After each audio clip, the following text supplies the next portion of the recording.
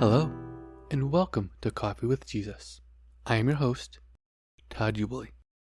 I realize some of you may be a little surprised to see this episode since the last time that I had recorded an episode, I had mentioned that Coffee with Jesus would be on an early hiatus. But a lot has actually happened from the time between when I recorded that episode, which was episode 16, and the day that this episode is going to be released. The day that this episode is going to be released was supposed to be the week that I was moving into a new place. Well, like I said, things have kind of changed. This has been a very interesting and very crazy year. And in two of the episodes this year, both episode 12 and episode 16, I had invited you all to kind of walk that journey with me as I was going through these trials and through these storms. And that was a little unusual on two fronts. One, generally in this podcast, what myself and my co-host will do is share experiences that we'd been through in the past and share how God had helped us through those situations, through those trials. Sometimes we'll have guest hosts who will do that, or we'll interview guests on the show. But generally, the format of the show is to try to show you all how God has helped us through certain situations in order to give you that hope and provide you with that comfort and the knowledge that what you are going through, God will help you with as well. So much has happened this year. This year so far has just been, it just seems like it's been one trial and one storm after another. Some of them have been pretty big, some of them relatively minor, but coupled with all of the big things that have been happening, it just seems like it was piling on. And I shared some of this in depth and in detail in both episode 12 and in episode 16. For those of you who have not listened to those episodes yet, one, I encourage you to do so. Please do take the time. I will give a quick review just so you're not lost as to everything that's happened this year. And the second thing is that I generally am not an open person. When things don't go well, I tend to turtle, right? I withdraw into my shell and I go quiet. I don't reach out to my friends. I don't reach out to people. And I just tend to, like I said, I retreat into my shell and I just try to weather the danger, if you will, weather the storm. And then I come out from my shell again when the storm has passed. In sharing some of these things as they were occurring and as I was dealing with them, it was a little difficult for me. And, my first instinct was to just shut everything down. And God said no. God said, no, I need you to do this. You need to go and do this. You need to deliver these messages to these people. And you need to share with them what's happening currently. What I'm going to do in this episode, folks, is to basically kind of review some of the things that have happened. And I'd like to share what my reaction was. I'll share some of the things that I think I might have done well and some of the things that I think I really didn't do well. And my hope is that with episode 12, episode 16, and this current episode, you all can see how God has worked in my life this year, and that you all will feel confident with the knowledge that when you go through your own storms, no matter how big or how small they may seem, God will be with you. God will help you. So, in the very beginning of this year, I had sort of a 1-2 punch, kind of a double blow back to back. I had received an email from our landlord informing us that the owner of the place that we were renting wanted to sell it. So, at the end of our lease, we would have to move out. We would not be offered a renewal. This meant that we would have to move for the second time inside of a year. And moving is a very stressful, very costly thing. It doesn't matter if you're across country, across town. There's a lot of money that goes into moves. So there was One, the stress of having to find a new place, and two, the stress of how we were going to pay for a move when we had just moved not too long prior. And the other thing was the timing of the move was right around my youngest child's college graduation. So trying to work all this stuff out was pretty stressful. Well, right about this same time, I had a physical for my job, and they did a lot of blood work, and the PA looked through my results and said, hey, your blood glucose level is pretty high. You may want to schedule an appointment with your own doctor and, get a different test, get some more tests done. That was kind of a surprise because generally my blood glucose level had been pretty decent, for most of my life. My numbers had usually been pretty good. And so I did schedule an appointment for my own personal doctor, and I also got a home test kit where I could, test my blood glucose level here at home. And so I did that, and my numbers were pretty high, even from my own tests. So I was worried about diabetes. And this was, of course, on top of the notion that, well, I got to find a new place to live as well. And, how is that going to work with my youngest child's graduation? Well, fast forward about a month and a half, my dad goes to the hospital. And for those of you who have been listening for a while, my dad has been very ill for a very long time. And folks, I knew. When he went to the hospital, I knew he was not coming home. And about a few days to a week later, he passed away there in the hospital. And so that was another blow.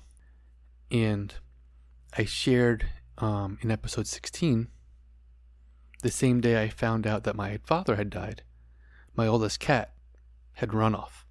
And this was kind of my fault. We had some bad weather coming in, so I took some of the yard furniture and placed it in my garage, left the garage door open.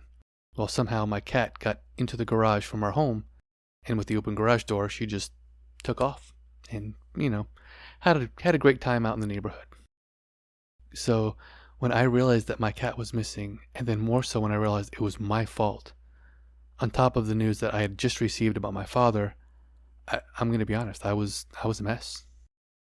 Now, folks, I will say there were a few other things that were happening in and amongst all of this. But for the sake of time, I guess, for this episode's length, I'm going to try to limit it to those 4 things. And again, I've talked about the move, I've talked about my father's passing, I've talked about even my cat in detail in episodes 12 and episode 16. So I would like to invite you, if you haven't already, to please go and listen to those episodes. What I would like to focus on in this episode is to share how God had helped me through each and every situation I faced this year. Through every trial, through every storm, God was with me. God helped me with every single thing. The things that I'd asked for, and even things I didn't ask for, and even things I didn't even know I needed His help with. He was there, and He provided for me. And He was walking with me every step of the way. That's not to say I did everything right, folks. And I hope, and I would like to ask, that you all please show me a little bit of grace, because I can just tell you up front, some of my reactions were the exact opposite of how I've been trying to encourage you all to react over the last several years. For example, when I found out that we were going to have to move again, folks, I panicked. I just straight up panicked. I'm like, how am I going to do this? There's so much I have to do starting now. I can't do this podcast anymore. I just need to shut down the podcast, and I just need to not do anything else and just focus on the move. And as I was praying about it, and I was praying about the move, I just felt God telling me, no, you have to do the podcast. This is the perfect opportunity to show people how I will be with them in the midst of their trials. And it kind of stunned me at first, folks. And yeah, I'm going to be honest, I don't want to say argued, but I tried to engage God in a discussion. I tried to bargain with Him, But eventually, after a lot of prayer, I realized, okay, this is something that I need to talk about.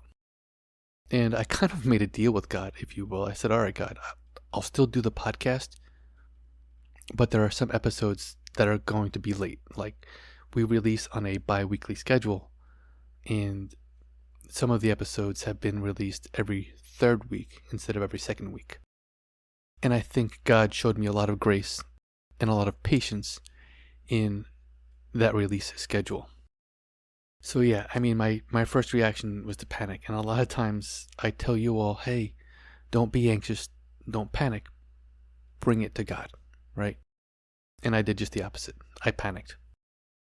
But here's the thing, folks. I went to God immediately. The very first thing I did, I went straight to God. And I've shared how in the past, I've tried to handle things on my own first. And sometimes it's almost as if I'm going to God as a last resort. And one of the things I've tried to encourage you all is to go to God first. And out of all the things that I did wrong, I guess you could say, I'm very confident in this one thing that I did right. I went to God first. And folks, it was amazing. I mean, God, He helped me through everything. And every single thing that came up, I just would go to God. And He'd tell me, I got it covered. I got you taken care of. Don't worry about it. And this was proven over and over and over as every new storm started, or in some cases, as a smaller storm started inside the bigger storm. God was there. God's like, don't worry. I control the weather. And I control everything that's happening around you. And I'm going to take care of you. And He did. Let me tell you how. So when it came to my health and the diabetes scare that I had, I went to my doctor. And I brought the lab results that I had from my work physical. And my doctor read through them. And there are two types of, I guess you could say, glucose tests that they do. There is the daily blood glucose level, and that is basically the home test that I got as well. And then there's another test called A1C. And I'm sure many of you know this a lot better than I do. This was very much a learning process for myself. But the A1C is sort of a longer term average, because our daily blood sugar level can spike up and down. The doctor looked, and there was an A1C test in those results, and the numbers were great. I was well below even the pre-diabetic level. And he started asking me questions about the tests and the timing. And generally, when you do these blood glucose tests, you have to fast for 10 to 12 hours. And most people will do it first thing in the morning because they have dinner and then they go to sleep and then they wake up and that amount of time had passed. And so I just assumed, okay, I'll just wake up and do my test and I'm good to go. But the thing is, folks, I wake up kind of early. I go to work really early in the morning and I wake up really early in the morning. And so I was doing my test around 9 hours sometimes, which may not seem like that big of a deal, but I actually did a little bit of an experiment. I guess you could say I experimented on myself. And I did a test, it was 9 hours, and then I did test at 11 hours, and there was such a drastic difference in those numbers. And so as I was talking to my doctor and sharing, what I had done, and he kind of chuckled a little bit because as an engineer, everything is a test, and I try to tell myself all the time. Basically, the issue with the blood glucose levels was not so much the levels themselves, but the lack of fasting before the tests.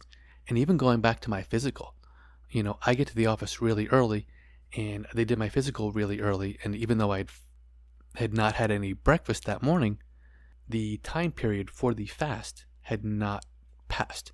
So my numbers were artificially high because I had not fasted long enough for those tests. So, folks, God had taken care of me before I had even known there was an issue. There was no problem with my blood sugar levels. I was actually still really good and really healthy. My A1C numbers were really good. And, when I did fast the required time, my numbers were really low. So, even though I had a little bit of a health scare, God was right there with me. And God took care of everything. And the solution was, oh, okay, you're good. Folks, something very similar actually happened with our housing situation. My wife and I had scheduled 2 showings for a particular Friday. I was off work on that particular day, and so we had set up, showings at 2 different houses that we were interested in moving into. We went out to the first one, and we looked around, and it looked like it would be okay. It would suit our needs. It was in a decent location, it was a decent size, it was a decent price. It kind of met all the wickets for us. So we went home, and then as we were waiting for the time to leave for our second showing, I got an email from our landlord. The owner wants to wait to sell his house. Would you all be interested in doing month to month? And so my wife and I talked about it, and I emailed the landlord back and said, hey, how much time is he looking? Can he give us a few months? Would it be possible for him to give us 60-day notice so we have more time to find a place and move? Well, a few days later, the landlord emails us back and says, hey, we would like to offer you a 3-month lease. Will that work for you? And folks, this was like manna from heaven. This was such an answer to prayer. Because with my father having just passed away, and I was still dealing with some of that fallout, and with my youngest child about to graduate college, having a move on top of all that, I felt like it was just going to be too much. And so God gave me that extension. He gave me another 3 months where we don't have to worry about it. We have a place to live for 3 more months. It was an extension, basically. It was an answer to prayer as well, because again, having to move so quickly and having to move on top of everything that had been happening so far this year, it was a struggle. But God took that struggle away from me, and He gave me more time. Not only did He take care of every single thing that I've been through this year, He's given me time to heal and to process before I have to handle this next big thing. Folks, I've called this episode, or chosen to title this episode, Is There a Limit to God's Power? Not because I seriously question that, or because I seriously wonder if there are limits, but because the answer is such an overwhelming and emphatic no. There are no limits to God's power. Ladies and gentlemen, our Father in heaven created the entire universe and everything that is in it. There are no limits to God's power. And I am literal living proof of this. I faced so many trials this year so far, and God has helped me through each and every one. God has taken care of each and every storm that I have been through. He has walked with me. He has held me. He has provided for me. Folks, God will be with you too. I know He will, because He has been with me.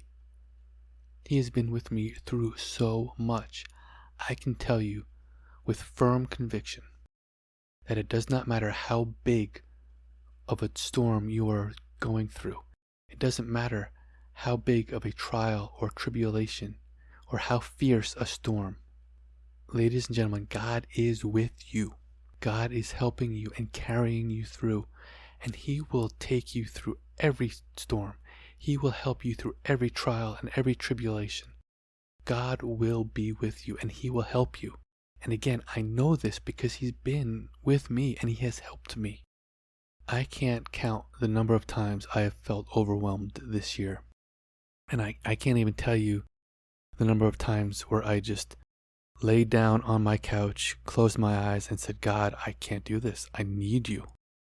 And folks, every time I did that, God was sitting on that couch with me, putting His hand on my shoulder, saying, it's okay. I got you. Folks, when you are going through your trials and you are overwhelmed, and all you can do is flop onto your couch and say, God, I can't do this. I'm overwhelmed. I need you. Rest assured that God is sitting on that couch right with you, placing His hand on your shoulder and saying, I got you. Ladies and gentlemen, thank you so much for the grace and the patience that you have extended to me and to Coffee with Jesus. We're looking forward to sharing our testimonies with you and to showing you how God is always with you, no matter what trial you may face, no matter what storms you may go through. God is right there with you, and God will take care of you. Ladies and gentlemen, thank you for watching. Thank you for listening. And may God bless each and every one of you.